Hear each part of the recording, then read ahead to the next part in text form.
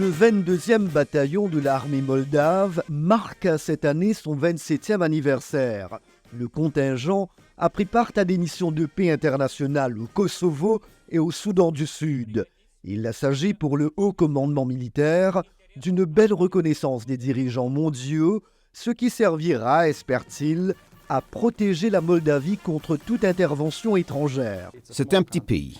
La tactique et la stratégie devraient être complètement différentes et nous mettons l'accent non seulement sur la défense, mais aussi sur la contribution à l'opération de maintien de la paix internationale avec des partenaires et sur l'assistance aux autorités civiles dans différents scénarios de crise.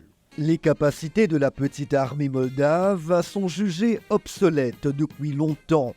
Mais d'après des analystes, la plus grande faiblesse est le danger d'infiltration par des agents du Kremlin. Sur le papier, ils ont environ 6500 soldats.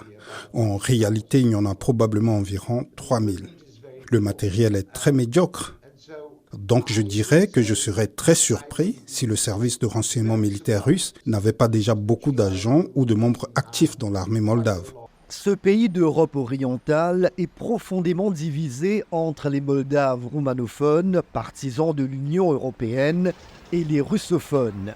Des observateurs sont d'avis qu'à travers ces liens datant de l'ère soviétique, Moscou tente d'accroître les tensions politiques entre les éléments pro-russes et l'actuel gouvernement pro-UE.